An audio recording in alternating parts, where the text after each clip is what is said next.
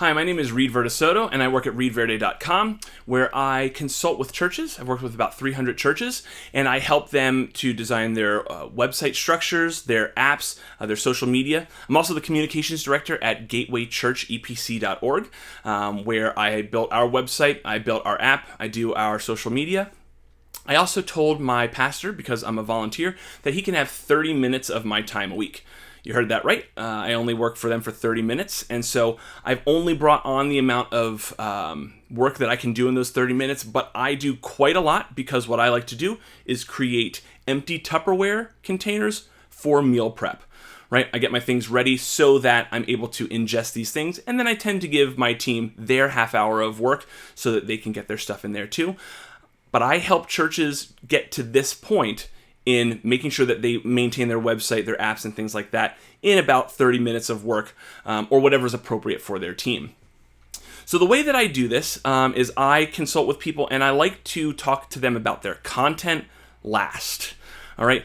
The reason I do that is because if we talk about content, we start with content, then all content is content, and that means everything belongs, from where we talk about snack time to the sermon to the driving directions to the nth degree. If it's content, everything's content and everything belongs. But we need to understand the philosophy of each platform to create platform-specific communications so that we can build a structure that helps us keep our blinders on and choose the right content to fill that structure. So, what philosophy do I use? Well, I like to call it the Hulu model. So, let's look at Hulu.com. When Hulu opens up, it says your content at your fingertips when you want it, right? Your live stuff, the stuff that matters to you. What you're going to notice on their website is that nowhere on there do they have the word we. And I find the word we on websites and in certain places to be difficult for a person because we has this interesting way of separating me, the viewer, from the team that's already doing the thing. But the word you automatically includes me in that. So they say your content when you want it at your fingertips. This idea is where I start with my increasing desire. The first thing we want to do is increase desire. Make a person say, I want to be a part of that. I want to look like this thing because it meets my needs. We've gotten to this very interesting place where we've been so used to talking to our people in our congregation, 50, 30, 200, 1,000 people at a time. And when we're sitting in that space, it feels corporate and you can use the word you and we and it's included. But when we're talking to a person on a website or on a digital platform, we're speaking to one person at a time. So when we know that we're speaking to one person at a time, we want to increase their desire for whatever we are trying to deliver to them. So that's the first thing, increase desire. The next thing that Hulu does is they decrease labor. They don't have these long sentences that say, we have a special relationship with Paramount Pictures, and therefore we can have... No, they say premium videos, TV shows, and live sports at your fingertips. Right? It's a very short sentence. They reduce labor. And they use images around these things to help our visual brains connect those points so that they don't have to say a lot. They really reduce the amount of labor. The last thing they do is they reduce confusion or decrease confusion. What I mean by that is they give you an option that says, now that you know this information, here's what we want you to do with that information. Sign up for Hulu Premium, Hulu No Ads, Hulu Regular, whatever they are, right? Increase desire, make a person say, I want to be a part of that. Decrease labor, just give them the information that they need as short as possible, and decrease confusion. All right? Now, I also took this idea when I started losing my hair and I went to a men's hair loss website. They increase desire, decrease labor, and decrease confusion. But the way that they did it was interesting. They do it from two different ways. One, they do it from a product aspect and from an audience aspect. Now, the product way is they say, do you need a pill or do you need drops to help grow your hair again? And then they explain, they increase desire. Your hair can look like this. They decrease labor. This is how you get into a doctor's meeting and how you do that. And then they decrease confusion. Why don't you sign up for, XYZ? That is explaining the product. But the next way that they do it is they explain it from an audience perspective as well.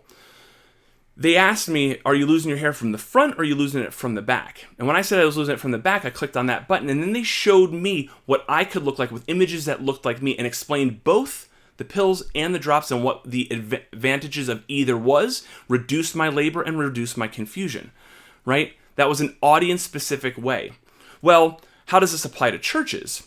So when we start talking to people about our churches, many churches have decided that with their websites and a lot of their platforms, they're going to organize it and explain it by ministries. But we don't tend to do that when we meet a person. So imagine going to a church for a first time and walking down after a service and say, I really enjoy this church. What you were, talking about today was great. This is the right place for my family. How can I get involved? What do you guys have for opportunities? Now, any pastor or any person at the church that works there would look at the person, kind of figure out, where's this person from? What's their age? What is their, are they male or female? And then start curating what you told them. You would like the women's ministry breakfast and this and that. But our websites don't do that because we've organized them by ministry. So imagine the pastor said to you, no, I'm not going to tell you about our church. We'd like you to go walk down the hallway and knock on each door and ask each ministry what they provide for you. Right? We would never do that. So here's what I'm proposing.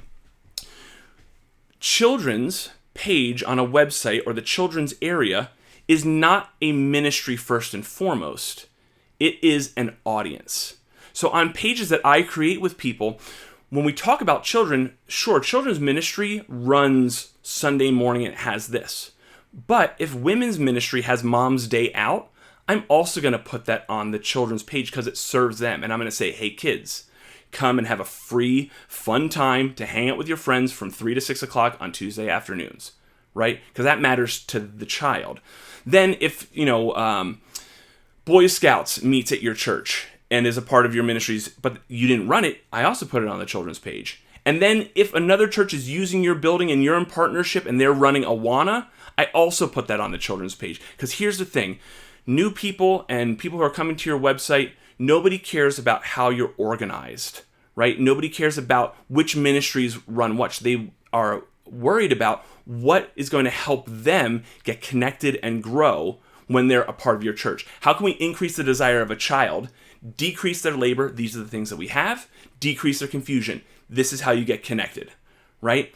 So then when we move over to the adults page, we also mention Mom's Day Out, but instead of saying come play with your friends, we say drop the kids off for free and you have that time to go and do the things that you need to do. We've talked about something that's different that increases the desire of that group in a different way. So all of our pages should increase desire, decrease labor, and decrease confusion. But we need to understand who our audience is. So a website might be more geared towards new people. Do we want a Maserati experience for the one person? Or do we want to have the 15-passenger van that tells everything to everybody? Sure, back in the 90s when websites were the only thing, you had to use the website to tell everything. But nowadays, we don't have to do that because we have different platforms. We can now zero in on the audience that we want. And more often than not, websites are for new people. They Google searched, they found us, and now they want to be involved, right? Well then, when people come to our church, and they want to know, when's the regular Bible study and when's that? Well, I use my digital bulletin and I put a QR code up on the screen and in the building so that in one place I can tell my members, if you have any questions, go to the digital bulletin. That information is there for you to use because I know my audience, they're caring about not so many clicks, but the information that they need to use on a regular basis and the things that change that they need to know. But then I said to them, but a better way is using our app where we have messaging and you can get the live stream and you get push notifications. Well, now I need to figure out, what is Facebook? How do I increase the desire, decrease labor, and decrease confusion of people who are scrolling and sharing and commenting? And now I choose the content that helps me do that, which is different than what is on YouTube as a search engine. How do I increase desire, decrease labor, and decrease confusion there? So I always think about that first instead of going and grabbing the content and saying everything belongs on every single platform. We choose which audience, how do I increase desire, decrease labor, and decrease confusion, and then go find the content that helps me do that. Now, we're getting to this interesting area now where clearly we're in the metaverse right now and we're experiencing this. Let's look at communications for the last 1,000 years or so really quickly. We've been able to speak like we write. William Shakespeare wrote Romeo and Juliet and hands it to a person, and they can read it out loud, and you can hear the way it is written, right? And then years later, in your AP English class, you read the book out loud, and it still holds up. We can speak the way we write. The problem with that is when we write, someone's got to write this down, and if you want to respond in writing, you then write it down and you put it in the mail for the last, 1,000 years, and then had that response. It is create content, release, deliver, engage, and then repeat that.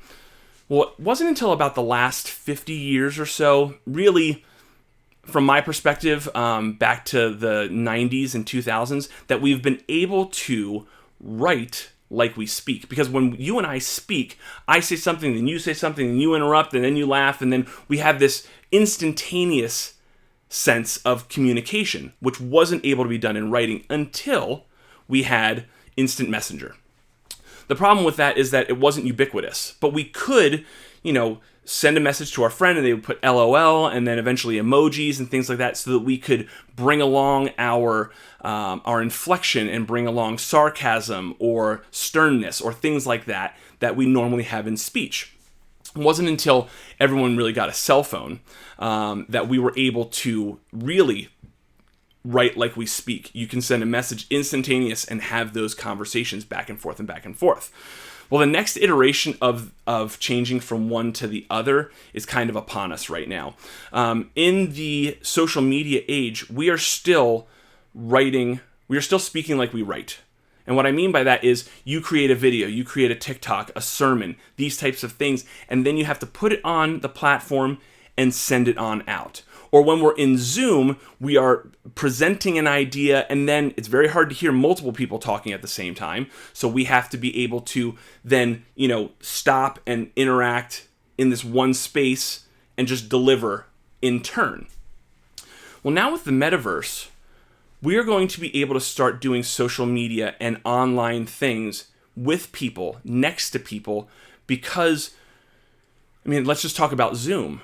When you're in that Zoom room, only one person can talk. But now, because it recognizes where we are in space, we're going to be able to walk closer to a person, hear them speak, and then move away and hear another person speak. When we start doing TikToks, you used to have that person next to you to do that dance. Now we're going to be able to get into the metaverse and join another person and create that video simultaneously.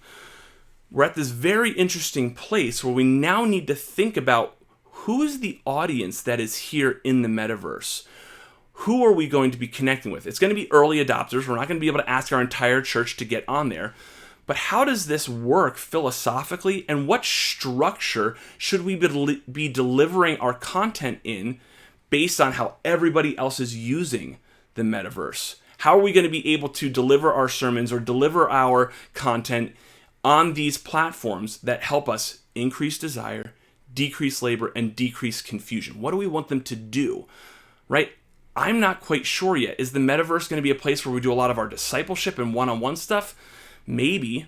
It's definitely not going to be on our websites because that's just kind of static information. We have to understand what our platforms are.